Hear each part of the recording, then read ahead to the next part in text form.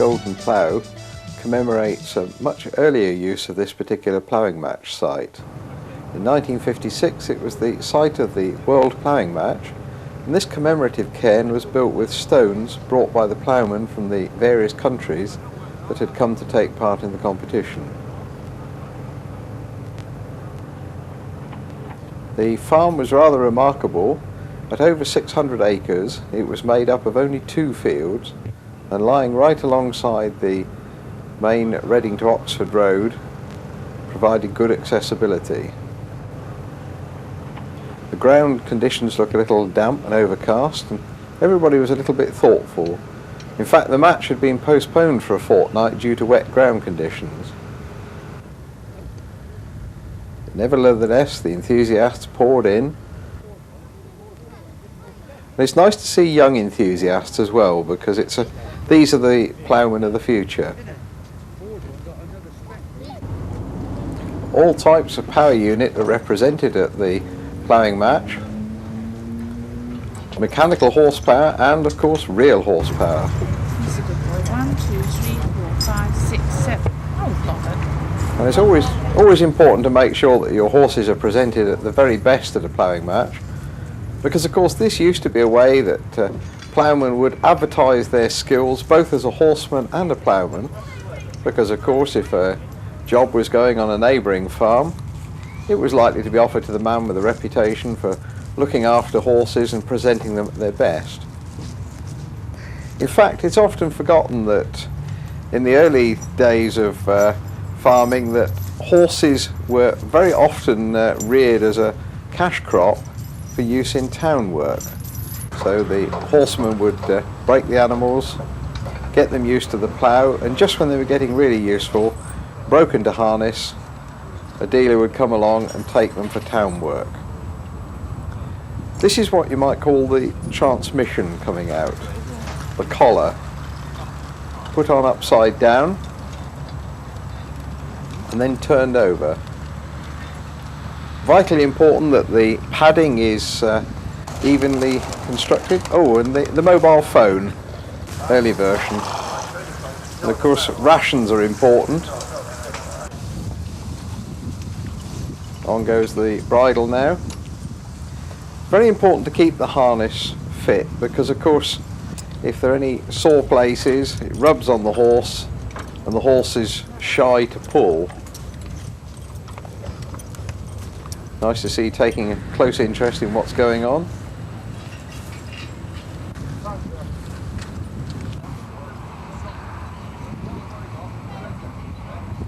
Ploughmen have come a long way to take part in a match like this.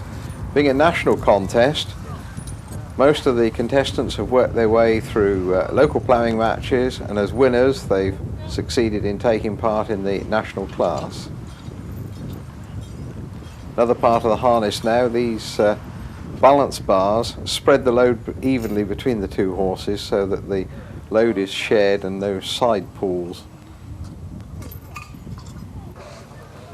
Now this is the moment of great tension. Again, the ploughmen have worked their way up from national ploughing matches. They may not have seen each other for a long time. There's that tension, just waiting for the start. The little tanker, by the way, was brought along by the sponsors, Butler Fuels. They mainly supply Fina oils, and hence the Fina caravan. This is the drive out as the ploughmen make their way to their various allocated plots. And in exactly the same way the horse ploughmen make their way out to their chosen plots.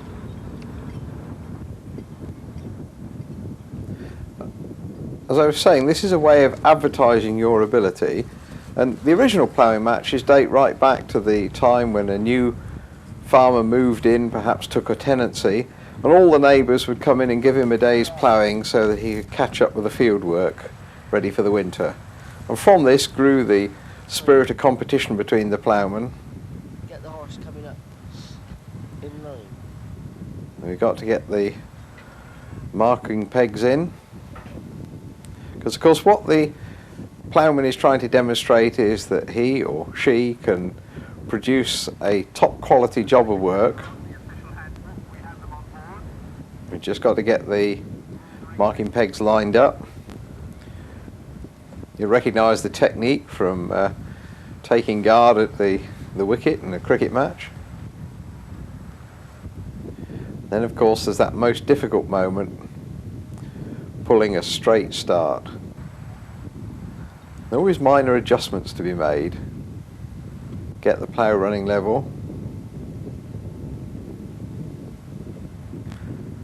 And of course the ploughman or ploughwoman has got several things to do. There are 2 horses, probably a ton of horse flesh each. You've got to control them only by the rope reins and the power of the voice, and you've got to steer the plough as well. You see the 2 horses' heads there are linked together, so there's only a rein going to the outside of each horse.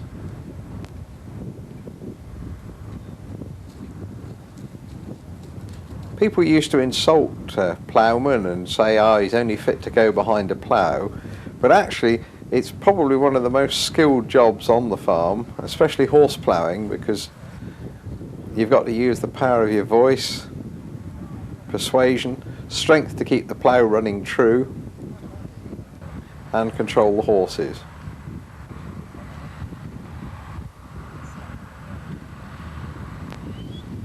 Everybody's trying very hard. The concentration is so great you could almost cut the atmosphere with a knife. The ploughmen are totally absorbed on what they're doing, nothing else matters.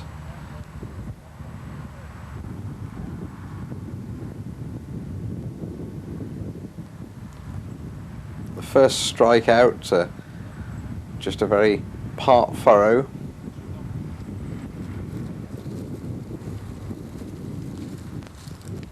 Ploughing would be much easier if you had about 6 hands and the strength of 5 people, but it can be coped with. A strategically placed boot can often improve the quality of the ploughing. Officially the ploughman is just walking down to have a look at the work, but these are the chaps they've got to convince, the judges. They know what they're looking for. Straightness, all the rubbish buried, not too deep, not too shallow.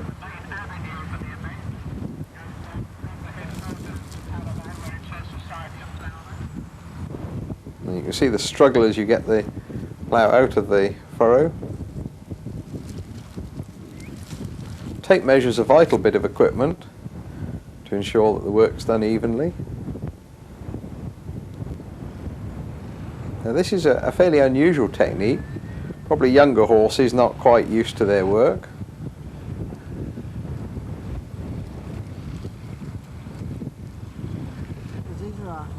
Now this particular ploughman favours the horses on the land, for which I should think our cameraman is very grateful.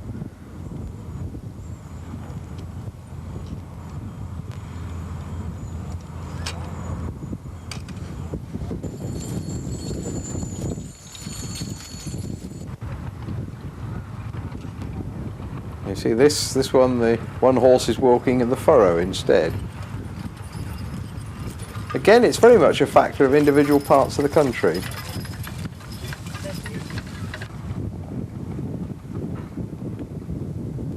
See, with the judges at each end, there's not much missed.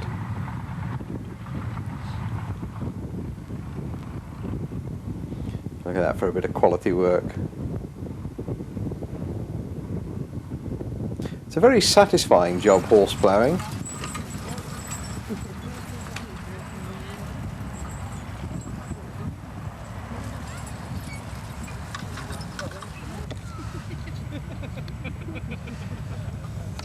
Certain amount of amusement caused by the camera position.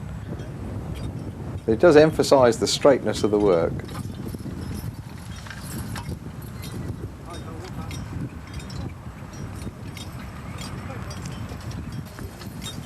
Normally the ploughing team, you'd start off with an experienced horse, and a younger horse would go out with an older, steadier horse. and it would quickly learn that if it fights and struggles, it finishes up doing more than half the work. So it's surprising a frisky young horse will soon calm down and begin to work as part of the team.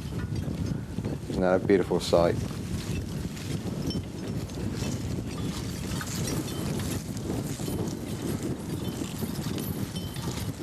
Nowadays it would take computer design to produce something like that, but those were handcrafted with the aid of simple patterns.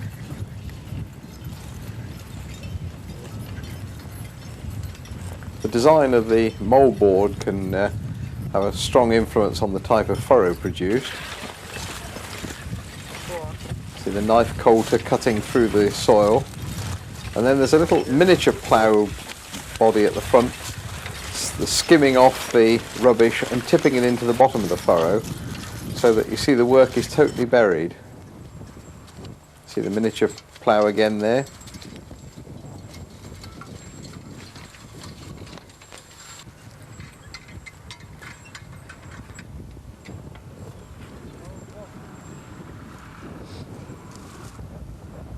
Now this of course is when the ploughing gets more complicated. We're getting towards the end of the work, and the aim is to finish up with the furrows exactly parallel, so that the work's of a uniform width the whole way up the strip being ploughed, and that will produce the neatest and tidiest finish. You see now the offside horse is now up on the land and the near side horse is in the furrow, so this is a rather unusual experience, so that makes them a little bit difficult sometimes.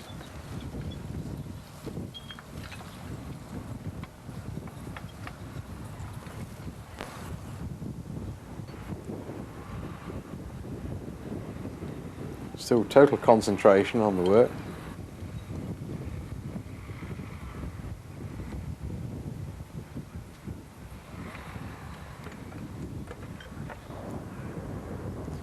Now this, you see, is just a single horse to finish off.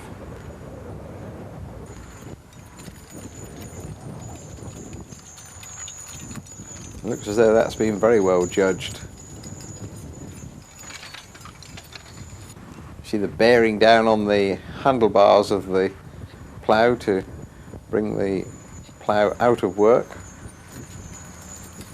Look at that, that's a beautiful finish.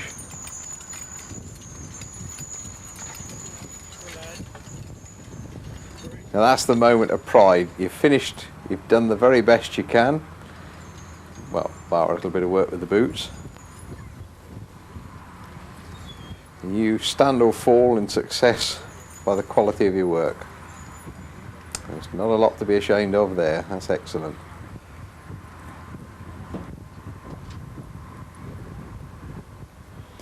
There's a moment of pride when you're doing that. And of course there's always interested bystanders.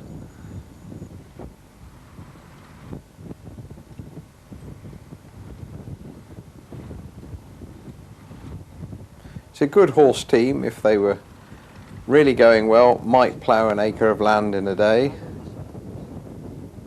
Obviously these plots for ploughing matches, rather less than a day's work for a horse. But of course, the great thing about a horse, being a living animal, they tire. So a lot of responsibility is on the ploughman to make sure that they are worked carefully and thoughtfully to get the most work out of them without causing them discomfort. And this is why you need not just mechanical ability but also stockmanship. Another finish being completed.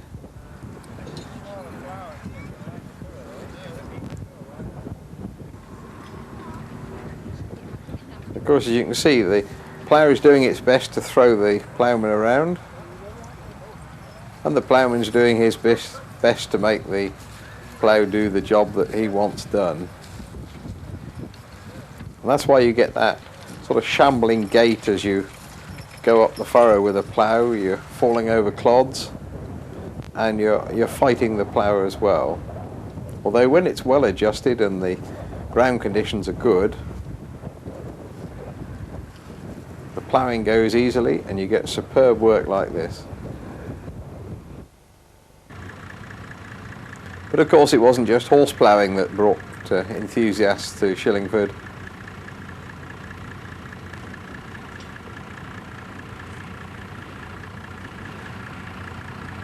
This is not incidentally a vintage class,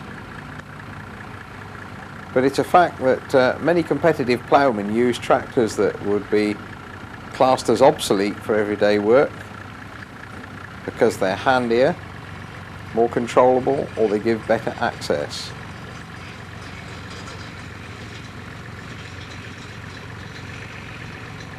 Exactly the same dilemma is facing them if they don't strike out right on the first pass up the field. Any unevenness in the work will show up in the whole of the ploughing and spoil the job. So this is the time where utmost concentration is called for by the ploughman. It can be a very slow and painstaking job.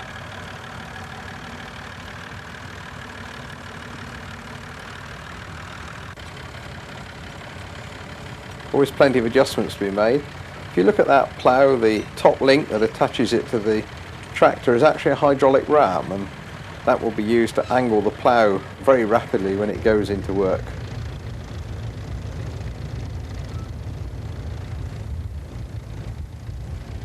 Just look at that for concentration.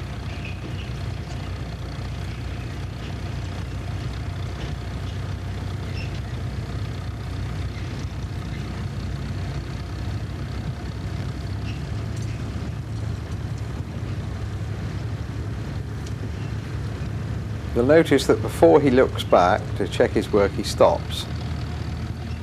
That's because bitter experience has shown, rather like steering a ship, if you look back when you're steering, it's absolutely impossible to keep a straight course or pull a straight furrow. But yet you can't drive across the field without checking your work, so hence the stop-start across the field.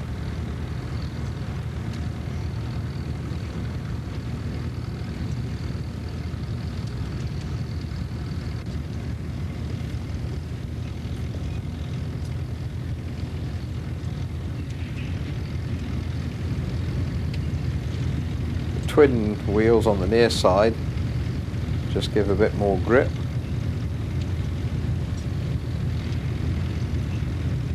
In fact, if you notice, the outer wheel is slightly larger diameter, and that of course means that when the offside wheel is in the bottom of the furrow, the two wheels are more or less level across, so you're getting maximum grip on the land side.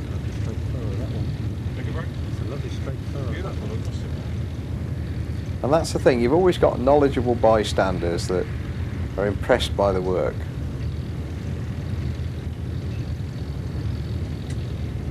It's not a major spectator sport, but those that are there, most of them are competent ploughmen or they appreciate ploughing.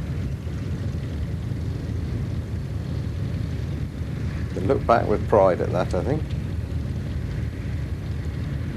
And that's one of the marker sticks that the ploughmen carry for sighting. Couldn't do better with a laser, could you?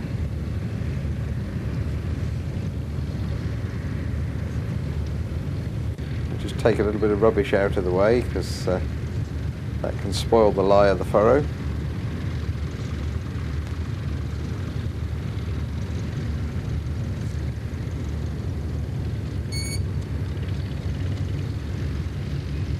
That B414, very useful tractor for ploughing, because of course, although it's quite an old tractor, the hydraulic system was totally live, so that, for example, when you get to the end of the furrow, you could lift the plough up even though the clutch pedal is down.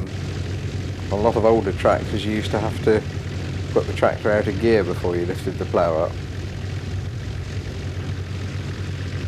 Studying concentration.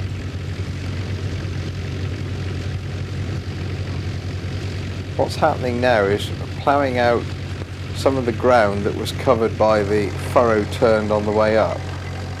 That's to make sure all the ground is turned, because of course ploughing is a vital part of weed control. That shows the little skimmer at the front. That's the bit that turns the rubbish in just the same way as you saw on the horse plough earlier.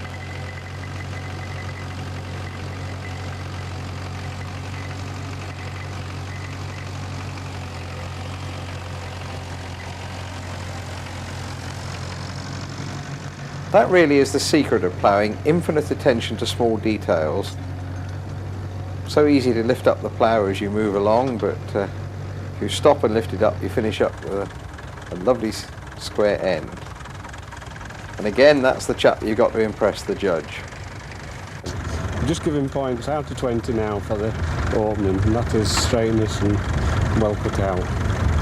Does depth come into it, or is that up? Well, they want to be deep enough. They've got to. They can be too shallow. Just yes, depth, medium bit of depth, but they can be too deep and too shallow. Like. That may sound imprecise, but both he and the ploughman know exactly what he means. And this is why you don't see more modern tractors. The safety frame, very good as a means of driver protection, but it does make it that little bit more difficult to spot the work you're doing. Now this particular ploughman is using the rear furrow to plough with, to produce that gentle work at the beginning.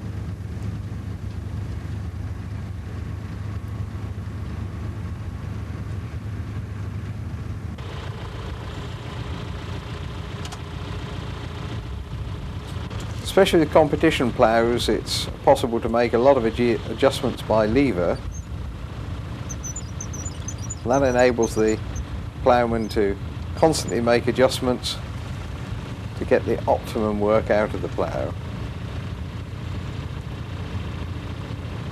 The round green bits on the plough are extra weights on there to aid penetration. That's to provide extra ballast to make the plough dig in under difficult conditions.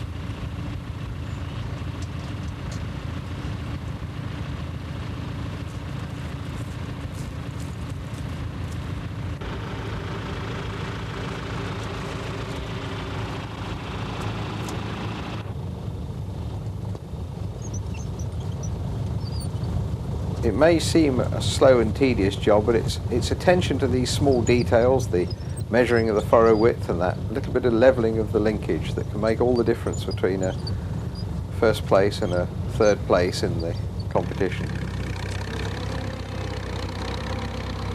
Now, this is an example of a tractor that's survived from another age, the good old Fordson N, or as many people used to know them, the Fordson Standard. Still very popular with competition ploughmen because of the easy access between the tractor and the plough.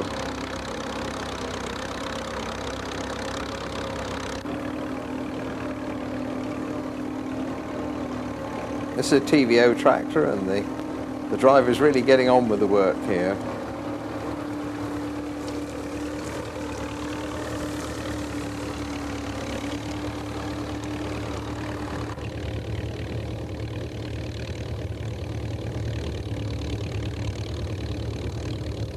Sound that'll bring back many happy memories.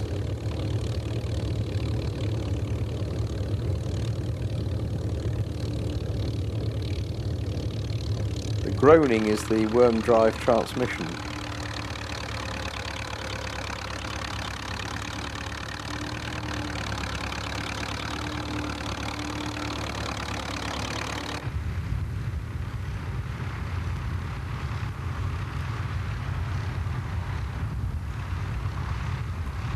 Again, we're back to a mounted plough.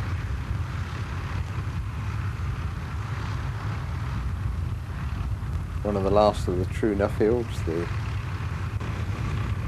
6D.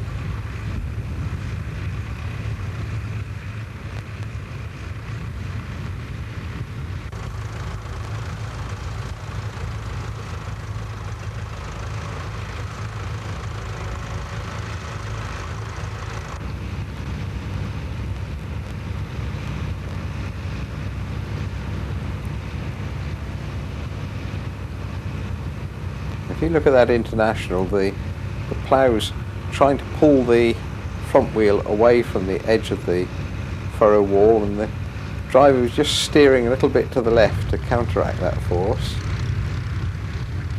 Now watch the driver's hand on the hydraulic control lever in a minute. See, there's a little bit of wheel spin building up there. There's some wet spots still in the field. And to counteract that wheel spin, a little touch on the hydraulic linkage, and the tractor's trying to lift up the plough, but instead of lifting the plough, it imposes a bit more weight on the back wheel, gives just that little bit more grip. Good deep job, and that's one of the wetter parts of the field.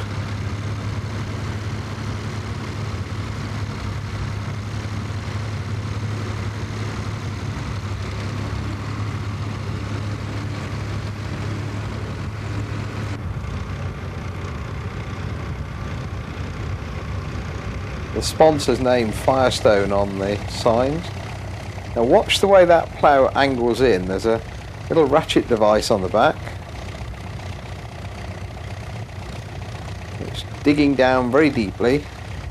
Then the linkage lifts it up, brings it in, and the catch engages. Now again, that's the same as the hydraulic top link we looked at on one or two of the other ploughing tractors. Has the same effect, but that's done with a mechanical ratchet. Another ingenious and simple idea. And that's the thing about these tractors and ploughs. Ploughmen spend many hours modifying the ploughs to suit their particular thoughts. Now watch the ratchet again released, and the plough comes up front first.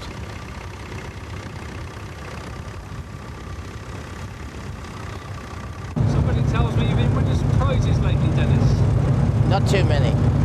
Not too many. Yeah. We just keep trying, that's all we do. He said, I'm not last, but I'm not first. Are you enjoying yourself? That's great. Oh, that's alright. Could be better if it was a little bit warmer. The soil conditions aren't bad, are they? No, it's good. It's okay. It's not like that our way. Then Ross and Wise. Better soil down there. But it's alright. Every ploughman says that it's not as good soil as round our way. Watch that leg support the plough as it drops down.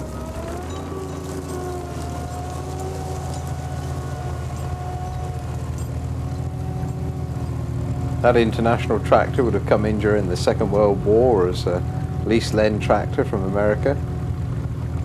Still going strong. Still with the original TVO engine. Running beautifully though, isn't it?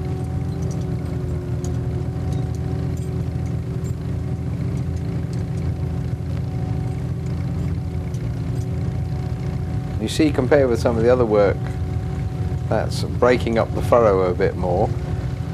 And this is the thing about furrow design as well. By picking different types of moldboard, you get a different class of work.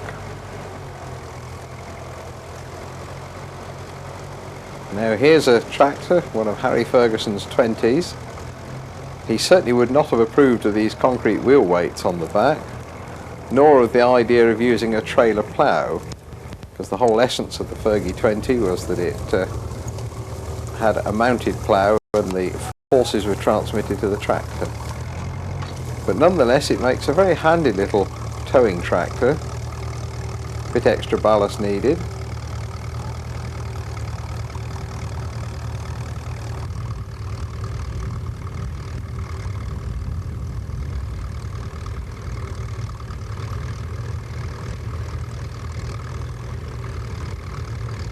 You can always tell a competition trailer plough, the controls are very free running.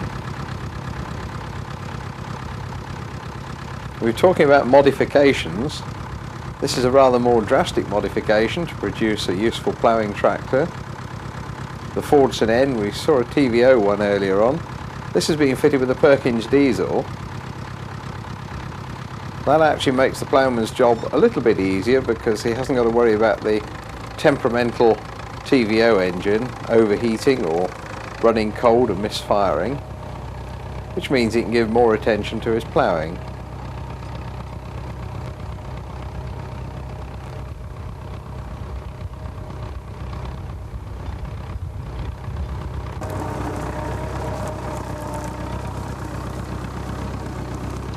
Just goes to show most of the noise a Fordson makes is transmission, because it's still there. Quite a load on the transmission actually, because that Perkins engine's probably capable of developing about twice the power that the TVO engine did. Another ingenious modification, this, the tape attached to the plough. Back on the toolbox, and you know where it is for next time. And of course that's what highlights the accessibility of that Fordson tractor. You can see why it's popular with the ploughman. Very easy access, just step straight on.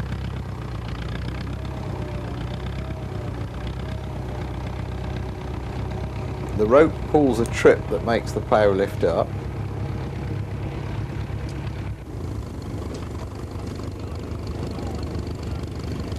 This was a popular practice with American tractor manufacturers to paint the make of the tractor very prominently on the rear mud guards.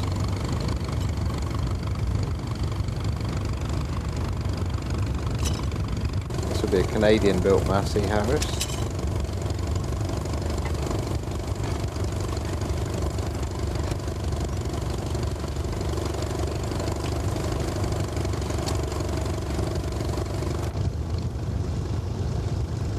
See the tail wheel hardly rotating at all, so all the weight is beautifully adjusted so that it's on the plough. Again, like the Fordson, plenty of easy access so that the driver can get with his plough as well as with the tractor. This is another of the wartime W4s, but this one you see has got the Perkins P3 engine in. Makes it considerably less temperamental than the TVO version.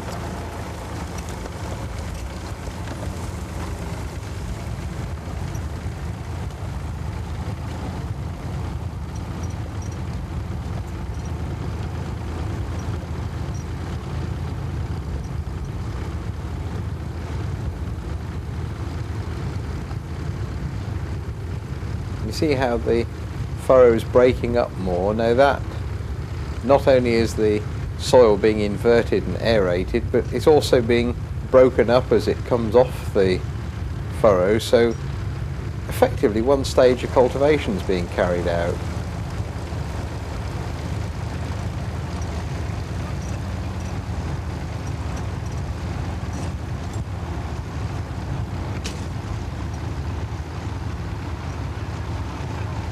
Unusual to see a plough with pneumatic tyres. Now that highlights the temperament of the TVO tractor. You see the coat over the radiator to keep the engine warm, and the way the engine's fretting on the governor. Slightly different measuring technique here. Tape with spike on the end.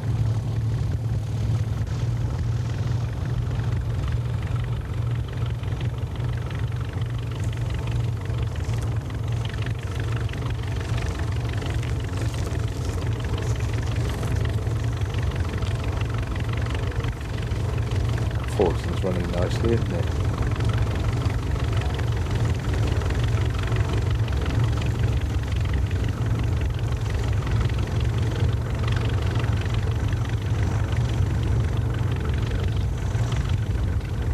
See the accessibility again. Both of those tractors, the ploughman can get to the plough controls easily.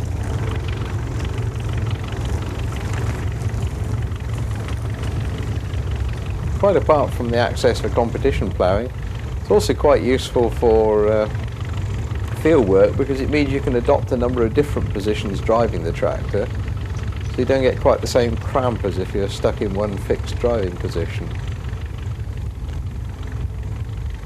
And as a humorist said, both of these tractors are fitted with full air conditioning. There's air all round you.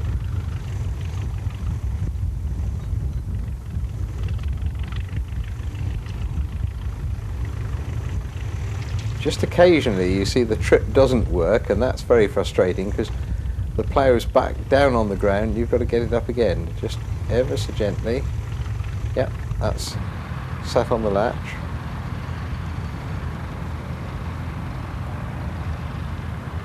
Got a pose for the obligatory photograph at the end.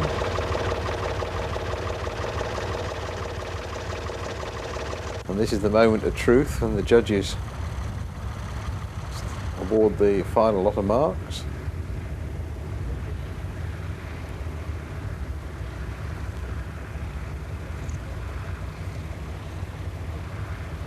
Not a lot to worry about there, I think. Why do you reckon it's like that? Because of a bad start?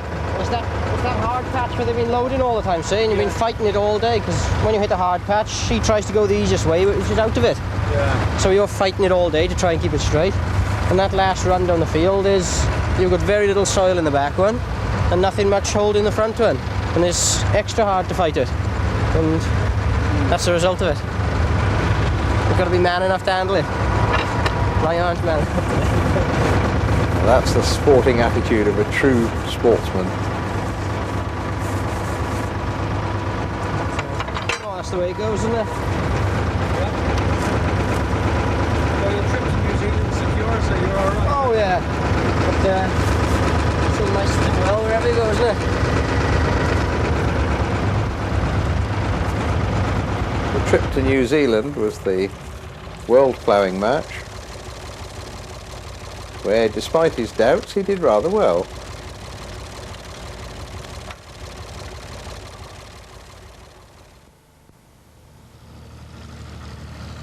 Next day it was a 2-day event on the Sunday. Again, everybody getting into position for the start.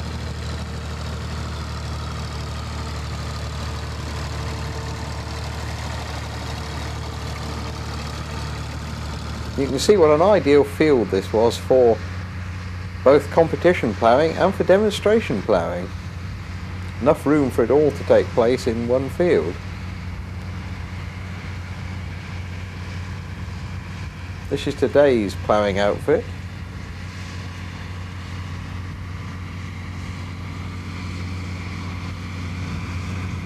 See how much more remote the driver is from the work going on, now sitting in an air-conditioned cab.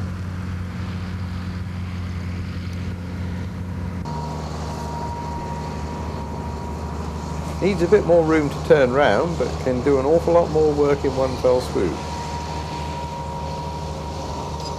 8 furrows at a time there.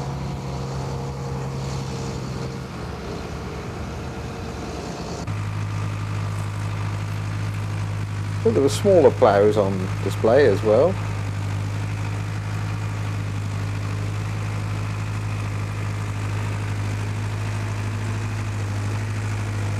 This is a 3-furrow reversible, because when it comes to the end of the work, like that last one, it just turns over and goes back down the field the same way. On the side there is an extra furrow press, which is crumbling the furrows, and in effect that again is doing another cultivation operation at the same time. As you'll see, the turning over gets a little bit complicated.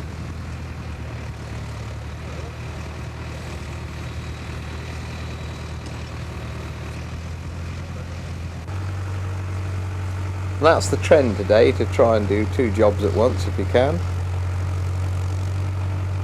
And certainly if you see the furrows and the soil after the press has been over, you can see it's certainly having an effect on the tilth. Perhaps a little bit damp for ideal work. Watch the front wheels on the tractor. There's an awful lot of weight in that plough. There's a fair amount of ballast weight on the front of that tractor, but not too much.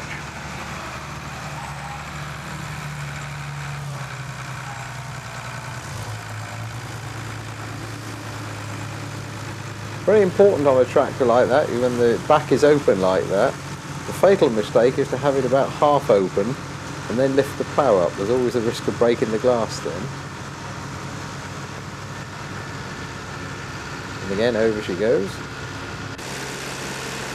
That's another way of getting a quick tilt with the power harrow. Actually a rotary cultivator that's chopping the soil and then with the roller behind firming it and breaking up the lumps even more, you're virtually forced to tilt in one pass.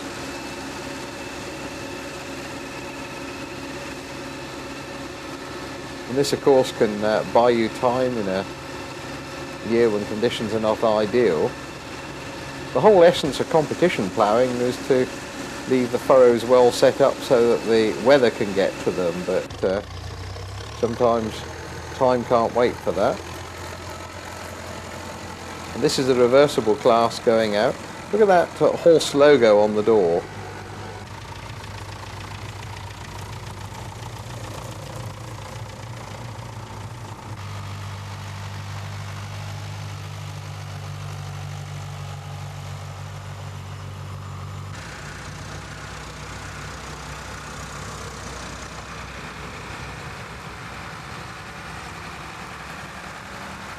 Always an important part of the ploughing match, the ceremonial drive out by the ploughmen to their plots.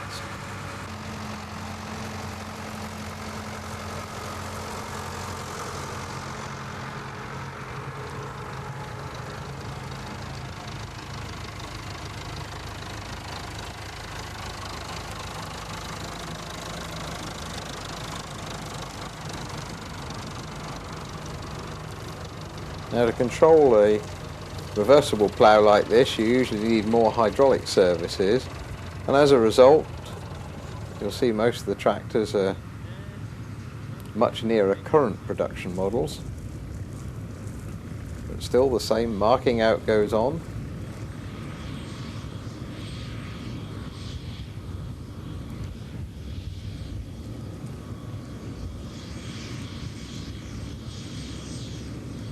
Of course, you're very reliant on the person that's helping you with the marking out, but he's got a good eye for judging straightness.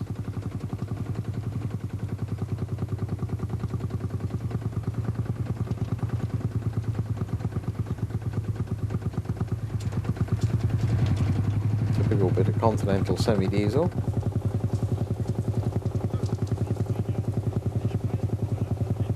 With all those attachments on there, obviously heading for the high cut class. And that's a shrewd move. If you can get the rubbish off the allocated ground before you start, less risk of it blocking up. And there's the horse logo again on the door. Rather fitting at this ploughing match to have a horse straining at the harness.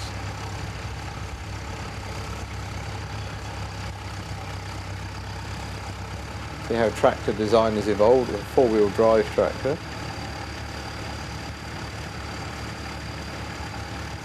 But you'll still recognise the same infinite painstaking approach by the ploughman.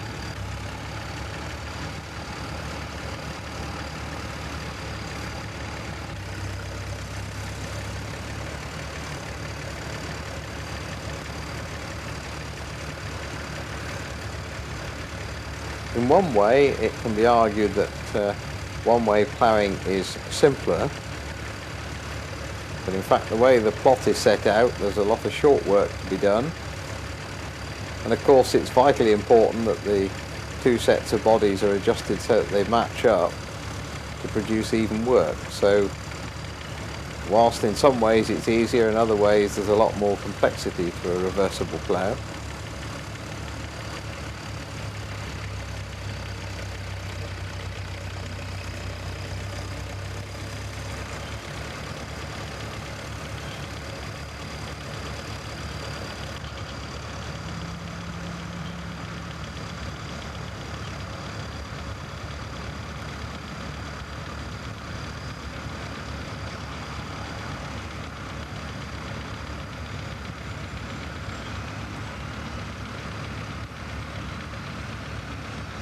Same total concentration on the straightness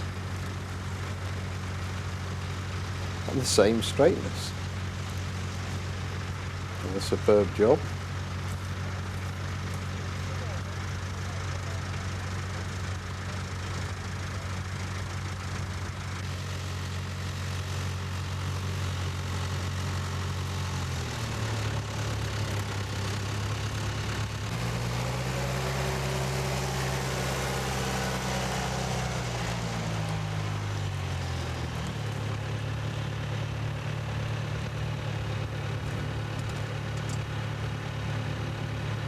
Another first furrow to be proud of.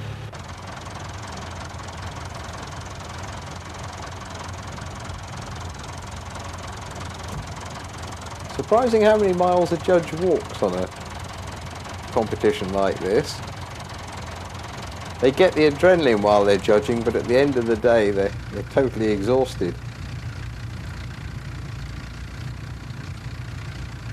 Because of course it's a great honour to be invited to judge a national final like this. So it's an accolade of many years of judging at smaller ploughing matches and probably being quite a well-established competition ploughman yourself. Now that very long, gently curving body, that's producing the high cut work. And we'll see the type of furrow produced in a minute.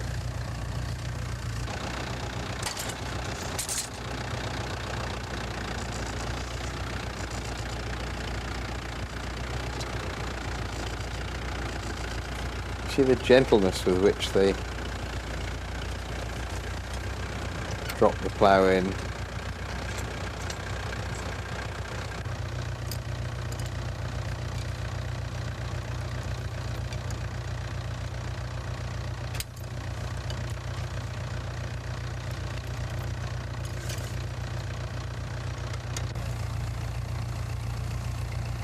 Now that's known as high cut work or oat seed furrow, and the aim is to produce a finish that, if you broadcast oat seed by walking across the field and scattering the seed, it would all drop down into the furrow, and the final result, it would grow up literally in rows, just like a crop that had been sown with a drill.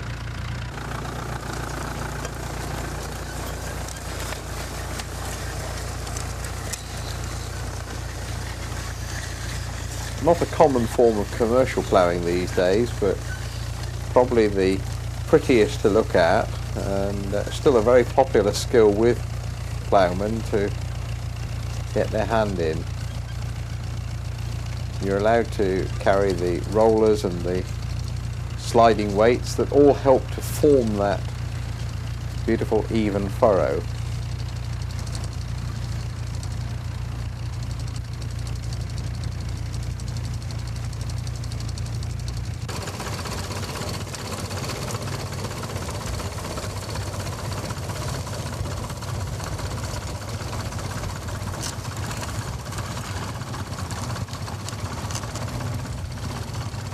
See what a long, gentle curve there is on the moldboard.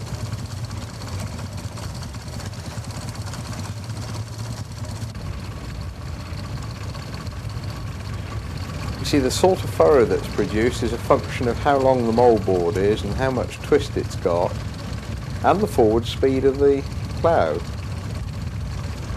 For a given amount of twist on the plough body, the faster you go, the more you tend to break the furrow up, because the soil's being twisted more vigorously. It's gentle ploughing like this and a long sloping moldboard, and you can get a continuous unbroken furrow.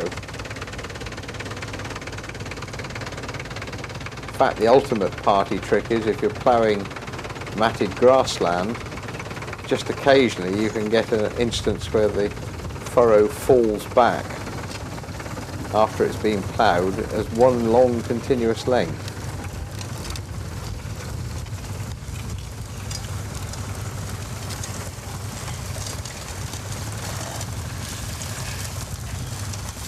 All done ever so gently.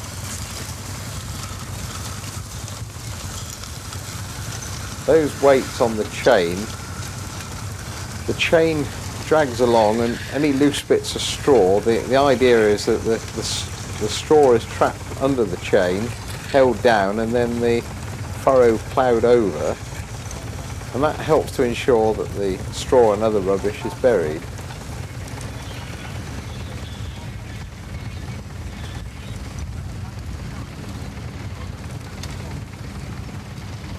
People sometimes say about high cut work, they hang everything they possibly can on the plough. You've got to admit it does produce a beautiful form of ploughing.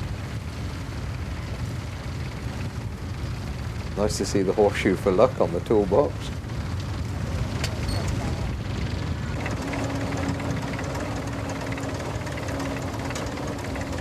This is another of the Fordson Ns with a Perkins transplant. Rumbling away like a P6 by the sound of it.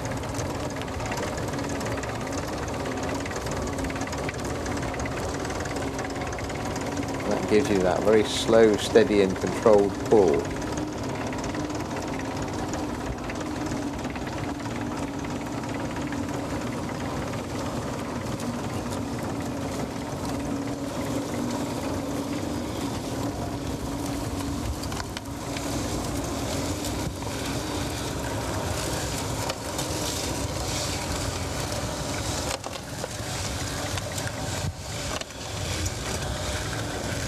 Surprising just how noisy a plough can be.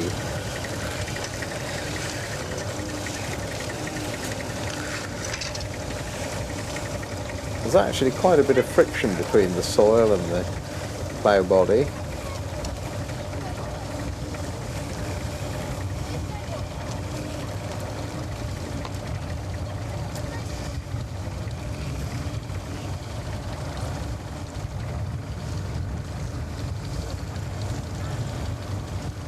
Again, you can see the convenience of the easy access of the Fordson to the plough.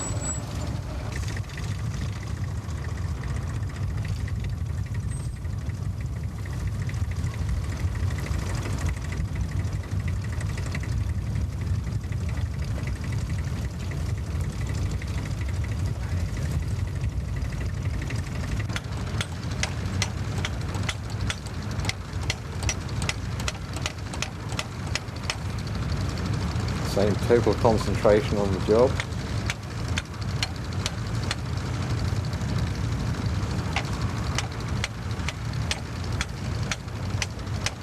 You can see why they were complaining about it being windy. There's not a lot to stop the wind on that field. But of course you can see on this tractor there's the protection of the coat over the radiator and a shield on the side. Now I think that's probably more to keep the moisture off on a wet day rather than wind. But what a contrast between that old war horse, over 50 years old, and a state-of-the-art Massey Ferguson of current production.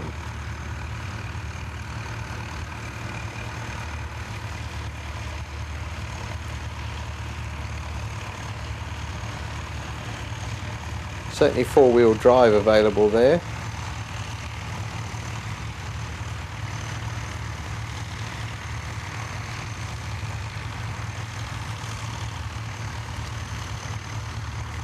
Of course, a lot more traction, much less risk of wheel spin. It's fairly unusual to get such a big level field as well. Very often on a ploughing match you are contending with hills or sidling ground.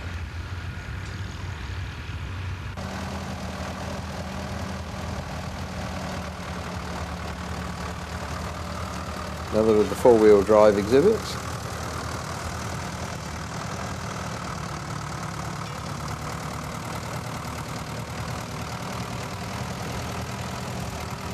Watch the front wheels.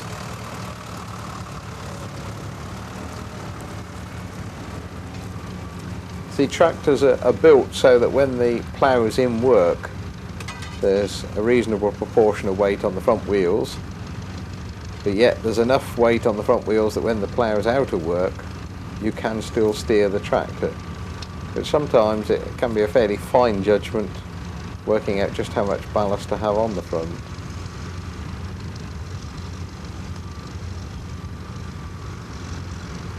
Now that adjustment was being made hydraulically rather than mechanically. You could see the jerking action. Still the same effect being achieved as by the older ploughman, but now everything can be done by hydraulic power from the driving seat.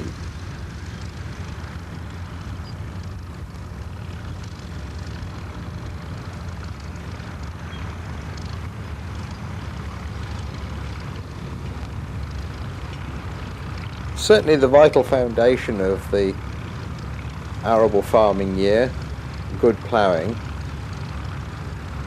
A good job of ploughing can do a lot of weed control by making sure that the weed is well buried, the trash from the previous crop.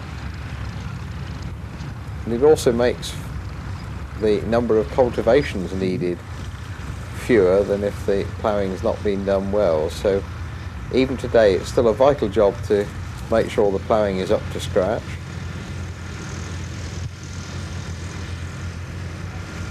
Here of course the lessons are magnified because everybody's concentrating, but the same lessons will be applied at home where probably the ploughman would be cracking on a bit faster, but nonetheless his work will probably still be recognisably better than any of his colleagues on the farm, simply because from competition work he knows instinctively what has to be done.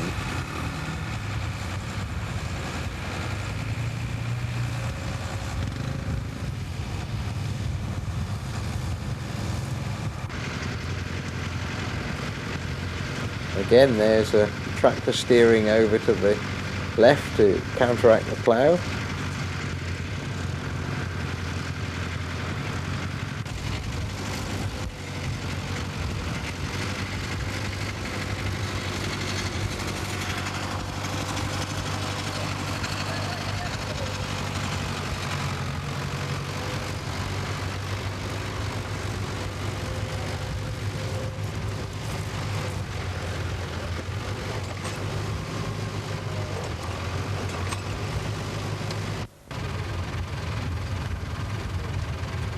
Agriculture must be almost unique in having these competitions between workmen. You don't hear of decorators coming together at a weekend to contest each how well they can decorate a wall, or bank managers having a weekend competition to see how many overdrafts they can grant, but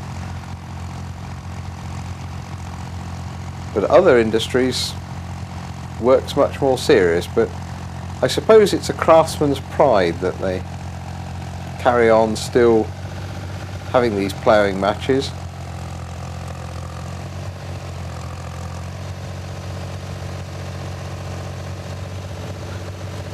There's very little factory support as such. The keen ploughman who's got a serviceable tractor and a serviceable plough is at no great disadvantage compared with the chap with state-of-the-art equipment. It's skill that sets them apart. That device he's holding in his hand is for measuring the ploughing depth. Just check that it's deep enough. If that reveals that the ploughman's not working deep enough, then first of all a warning would be given to go deeper, and if a second measurement was found that the ploughing was too shallow, then there's the risk of disqualification.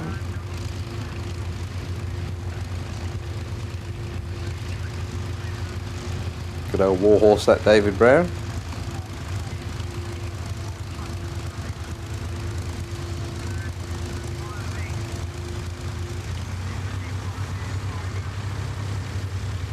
I bet he'd got a sore back by the end of the day doing all those measurements.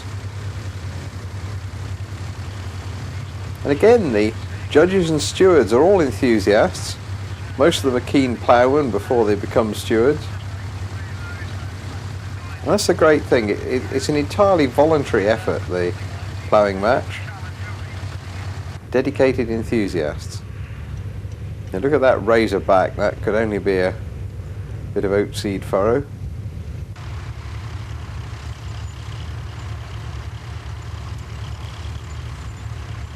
And again, rather unlike most competitive sports, there's the badinage between those taking part and the audience.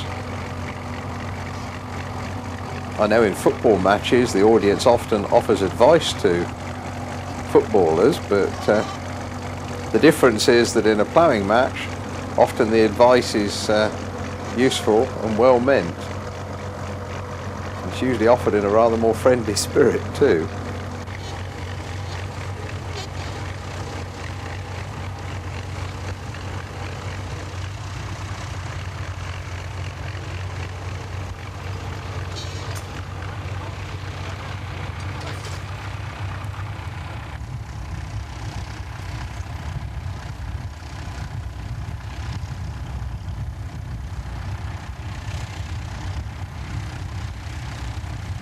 the 65.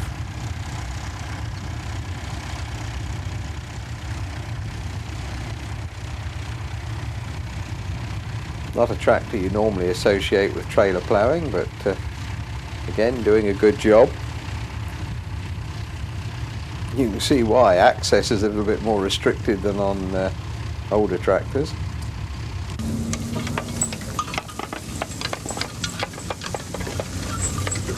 Horse ploughing was going on the Sunday as well.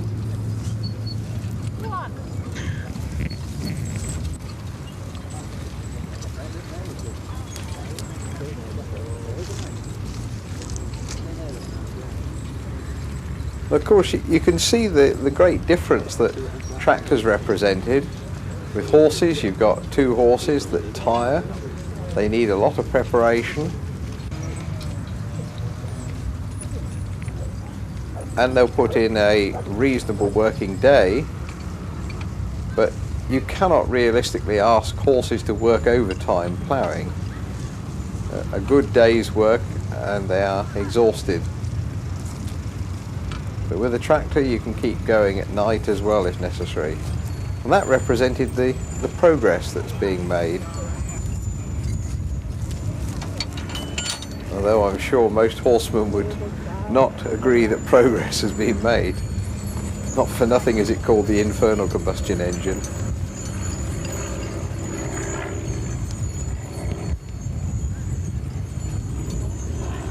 Again, you can see the oat seed furrow being produced.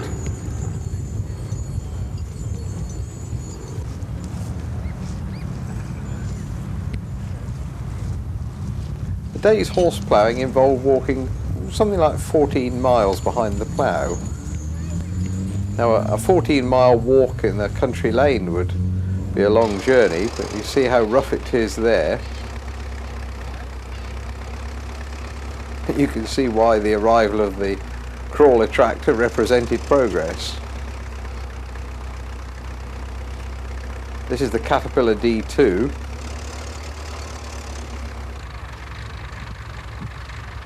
And the international competitor. This one's gained a Perkins diesel engine at some time. The crawler tractor was the first mechanically propelled ploughing machine that had a low ground pressure equivalent to horses' feet, because the weight of the machine is spread over the whole area of the tracks in contact with the ground. So they don't sink in like wheeled tractors.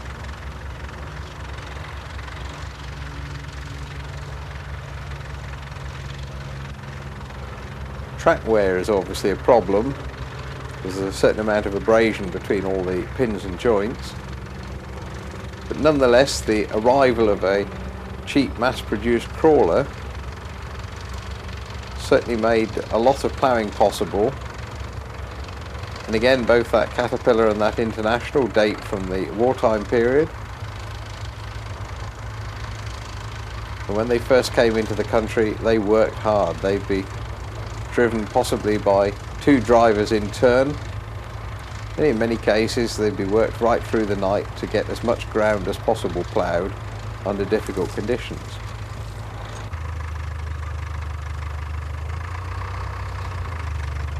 Caterpillar pioneered the diesel engine in America in tractors.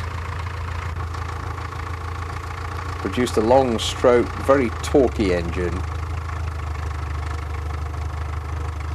A very low rate of wear on a cat. They start with a little auxiliary petrol engine at the back. You can possibly just see the sparking plug just in front of the driver's knees.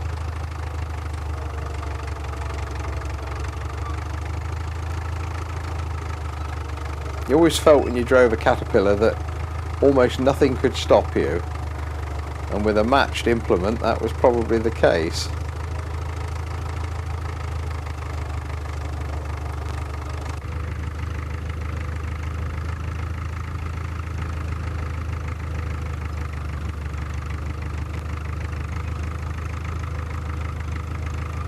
Quite a skilled job to steer a crawler when you're just finishing off like that. It's a lot less precise than using a steering wheel.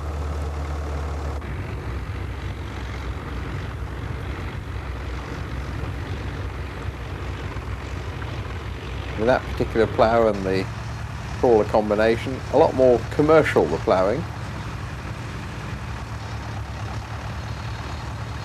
Back again to a display of how to do it properly.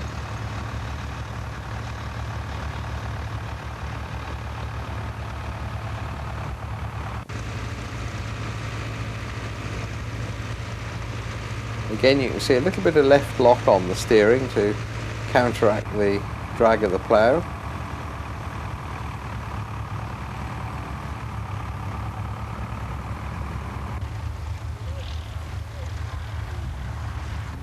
Surprising how a good idea spreads quite rapidly amongst ploughmen.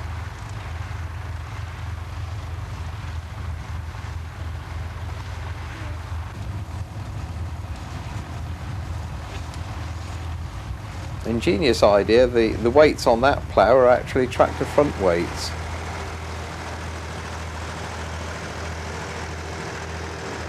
There are extra wheel weights on that Fordson.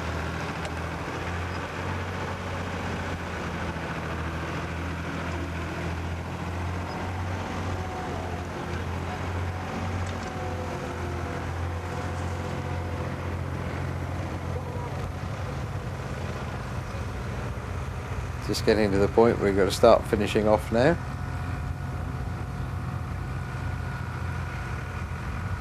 The moment of satisfaction when you look back and see you've done work like that. There's still an awful lot of checking to be done.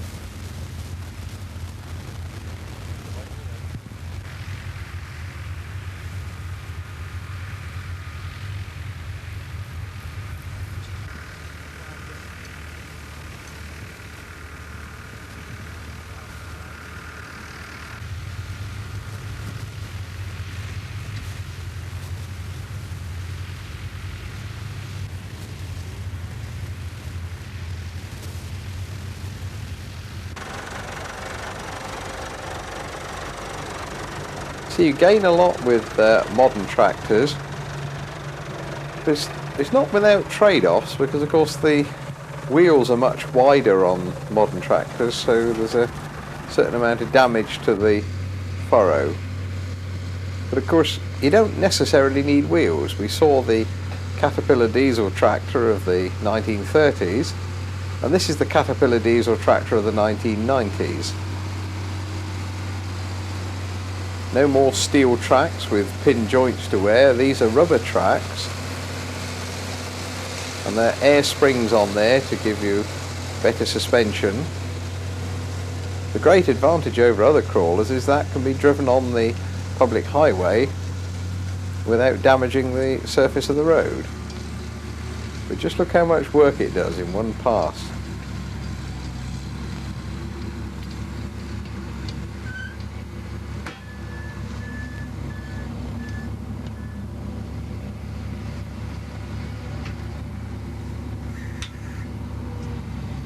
Obviously you need plenty of room to manoeuvre, but that's very much a broadacre tractor.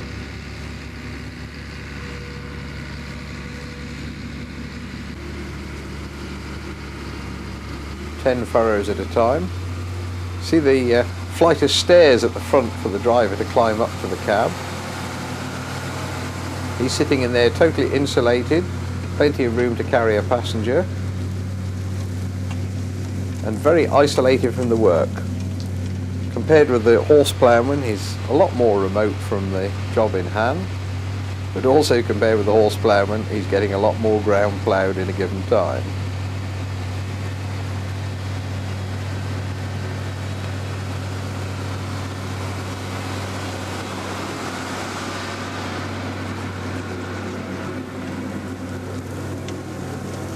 See how the soil's being literally thrown across by the plough, and that's breaking it up and acting like another cultivation operation. See how much more broken and even the furrow is. It's It's rather neat the way that plough comes out stage at a time, so that the furrows all come out at more or less the same position.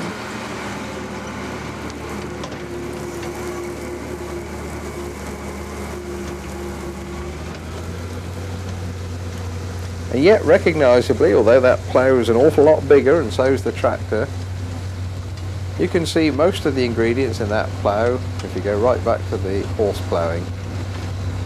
The skimmers on there, the moldboard, there's just a lot more of them.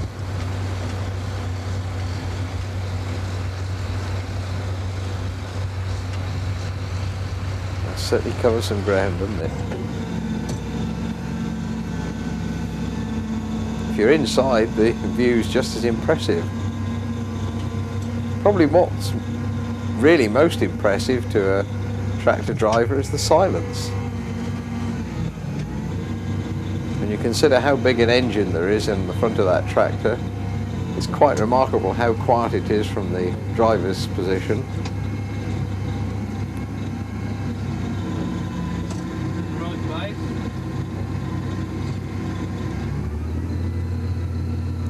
Air conditioning, there'll be a radio and stereo in there. Yep, agriculture's come on a long way in the last 70 years.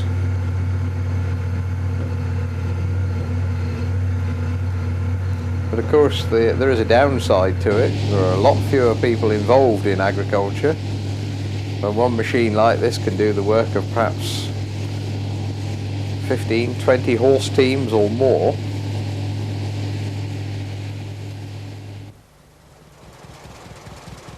But let's go back to a rather earlier form of mechanisation. Let's go back 70 years. The Waterloo Boy represented probably the first commercial tractor from the United States that was imported in, well, by today's standards, fairly small numbers into Britain, but did represent mechanisation. And one can only admire the pioneer tractor drivers that converted from being horsemen to driving this very unsettling monster. They'd got nothing to learn from.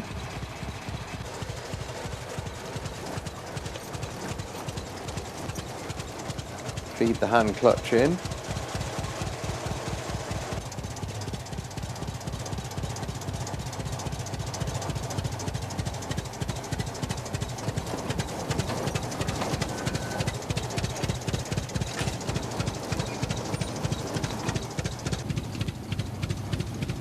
Our eyes, it may appear crude, but that was the way forward.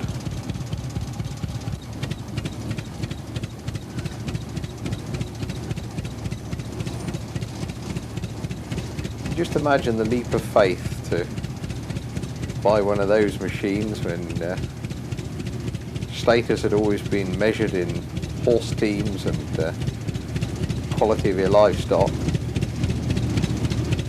Who was going to be the chap that took the first step and said, I'll try one of these newfangled tractors? This is historically a very important outfit. It's the Fordson F, represented probably the first mass-produced and commercially successful tractor. But the plough on the back is even more interesting. It's one of the first attempts to produce a plough that was mounted on the tractor rather than towed by it. Again, we would say today that it's not a terribly successful design. Typical Fordson, just a little bit temperamental. Hydraulic linkage didn't exist as such, it was still hydraulic.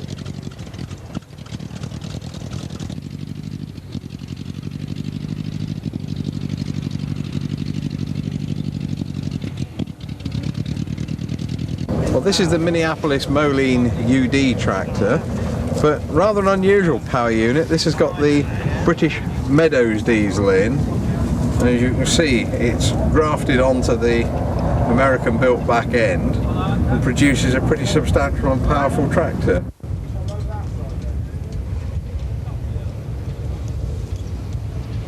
The semi-rotary pump on here allows you to prime the oil flow through the engine before you start it. So instead of starting with dry bearings, you can start with the bearings well lubricated. Good substantial electric starter on there, so the power you need to start a reluctant diesel engine. The Meadows engine's fairly rare installation in agriculture.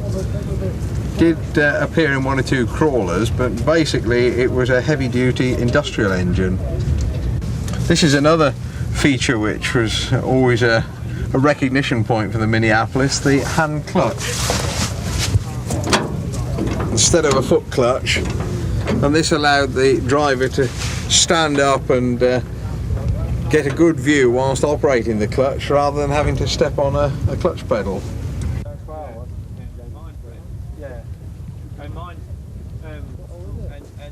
This is the Lance Bulldog. Very robust German-built crawler. Quite a contrast to the Caterpillar for driver comfort. That's the injector pump, and then you've got little vents there for the blow lamp to work into. And then, according to the temperature, you can either open or shut these vents to stop the engine overheating. Because if the hot bulb gets too hot, then there's risk of damage. So you can open that. But on a day like today, you'd shut the cover down, prevent cold air blowing in. That's the injector pump there. You can give that an extra kick of fuel for starting it or for reversing the engine, because they fire the engine in both directions. Get the windshield up.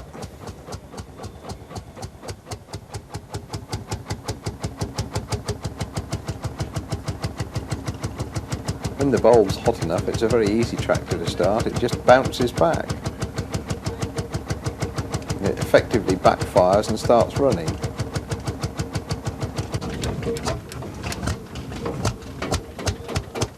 And that's reversing the engine. It doesn't really matter which way it's running, you can always reverse the engine by slowing it right down, and then it backfires and changes direction.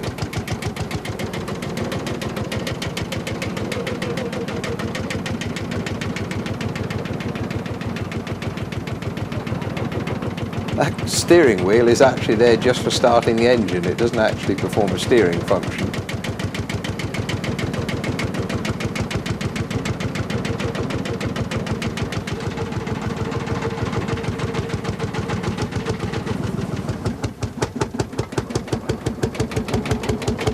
Certainly quite a contrast to the Caterpillar, isn't it?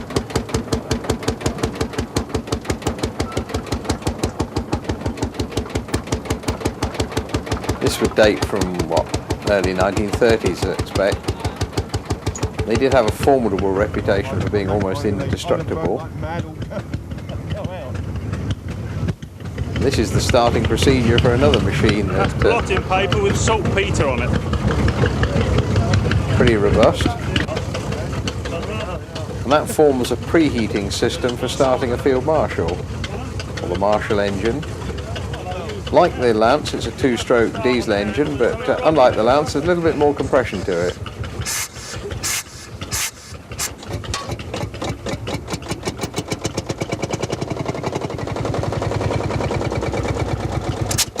Effectively, that's a field marshal tractor with tracks, but it was actually the Fowler VF or VFA crawler, produced by John Fowler's at Leeds, well-known steam plough makers. This would be a post-war tractor, about sort of late 1940s probably. 40 horsepower, just the single-cylinder engine. Very rough ride for the driver. You got shaken about, and you also got spattered with lubricant coming out of the exhaust pipe.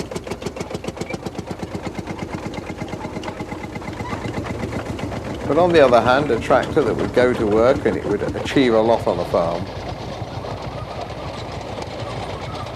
Much less common, this is the Alice Chalmers crawler, just pre-war.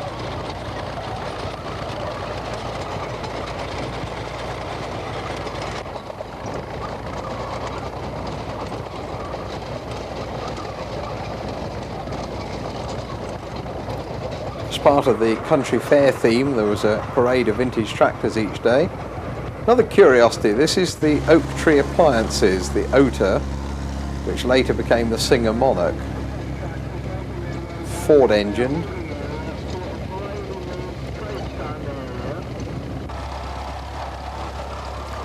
Quite a rarity that, the Farm Cub. We didn't actually see them in Britain, that was more common in France.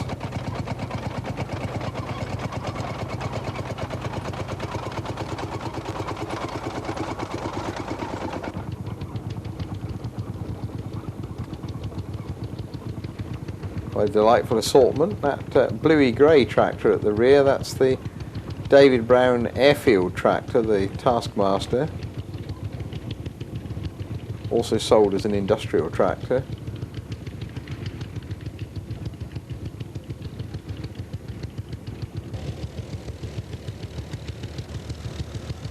Oh, that's a better view of the David Brown now. The RAF livery.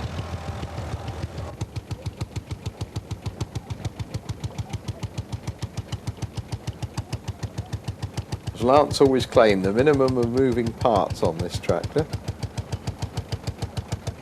Don't know whether they counted the driver as one of the moving parts or not, but he certainly moved about a lot with the vibration.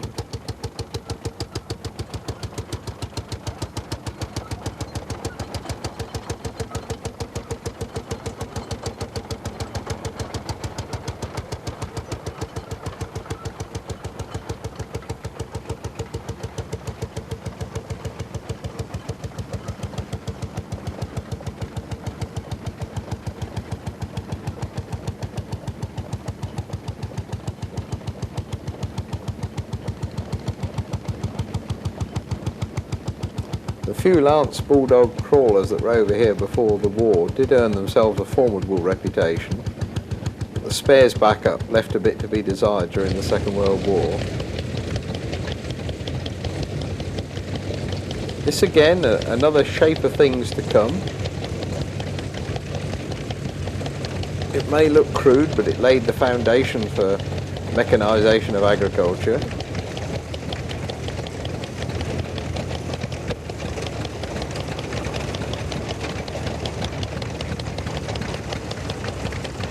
Again, as I was saying with the Waterloo Boy, you can only marvel at the first drivers who took on the job of handling these machines.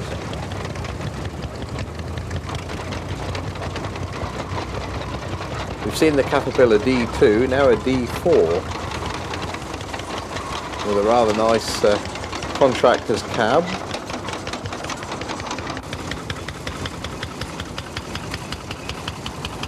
Alan Ward, who is the Hart, Parr and Oliver expert and produced a very informative video on the subject with his 1630 Hart Parr.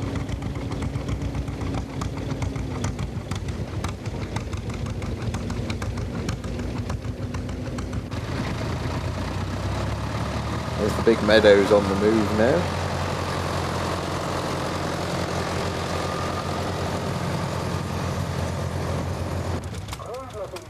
This is very forward looking. This is a school from Northampton. One of the few schools that still has rural science on the curriculum.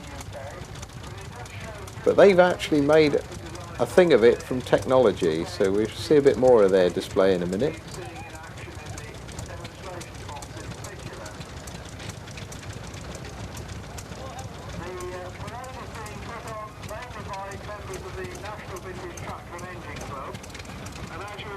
It's a very mixed selection. They're coming in random order, so there's no theme to the tractors, but amongst them, many of you will find a tractor that... What a variety they were too. That's the great thing about a ploughing match like this. You've got the trade stalls, charities raising funds.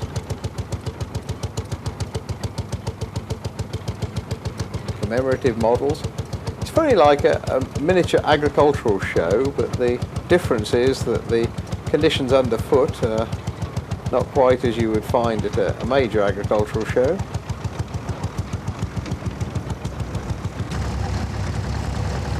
It's an appropriate registration too, mud.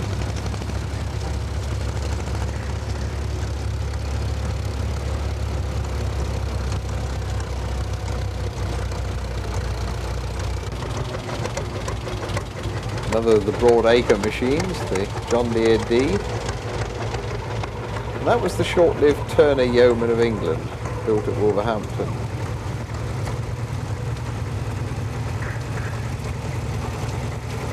V4 diesel. If you look in the background, you'll see a flail being used.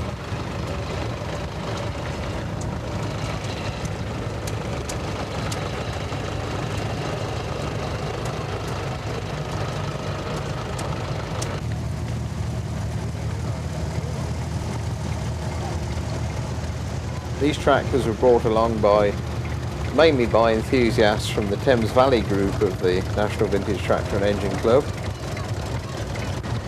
They certainly made a very interesting selection that they brought along.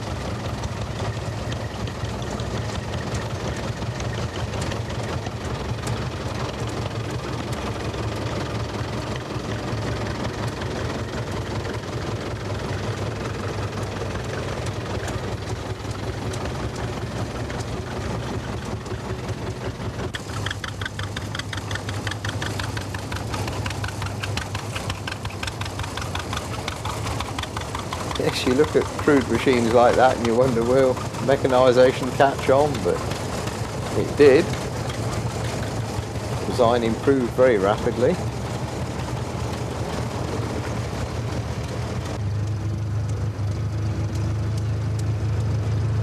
See, by the early 30s we had this quite smooth running International, the 1020.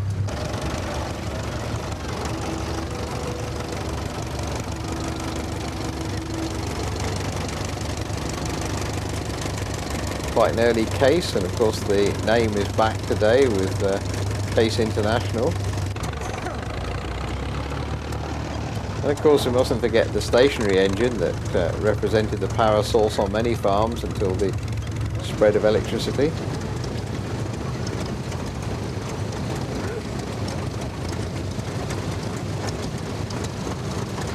Again, it may look crude, but it kept going. Tended to make the reputation of International.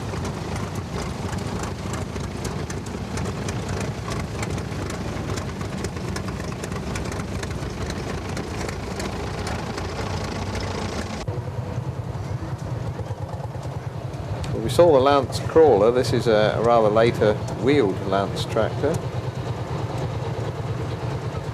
Rather interesting today, of course. Lance are part of the John Deere organisation, the German end of John Deere.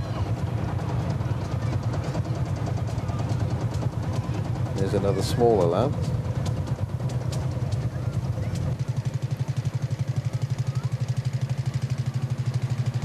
They're doing rather well on there. That's the wheeled Bulldog, more or less the equivalent of the crawler we saw.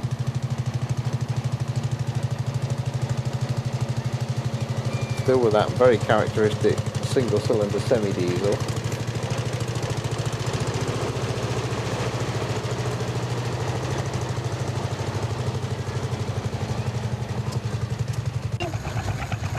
Appeal to the head office in Higham Terrace in Northampton. Now there you see, that is what I call a progressive school. Mr. D, and this is the thatch making machine that the pupils restored and we're demonstrating. Performed a vital function during the war, protecting ricks when feed was short. Particularly nice to see the pupils all in Land Army and Home Guard uniforms. A very imaginative teaching of history and technology.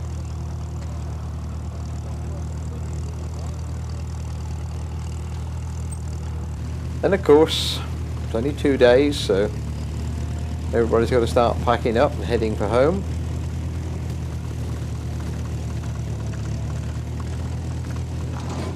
To try and winch a tractor of this size on, it's quite a heavy job, so a little bit of mechanical power can make a lot of difference. Also shrewd use of land levels. So you're loading the tractor off a ramp, 2 hands on the winch and a bit of pushing from behind, and loading up's a bit simpler job.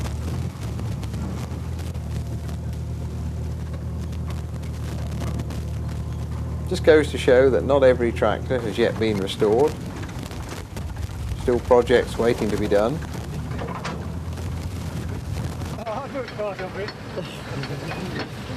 Alan Ward showing not only does he know his subject, he also fairly a fit chap on the winch.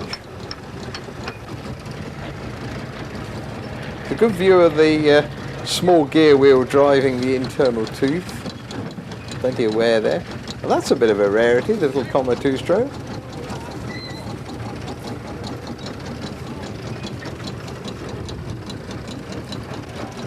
Alan just putting a bit of wood packing underneath there to help with the loading. Always a job for a mole wrench and an adjustable spanner at an event like this. All good things come to an end though, so everybody's got to get loaded up and on their way back. How things it all? 2 thoroughly enjoyable days spent in a historically important field.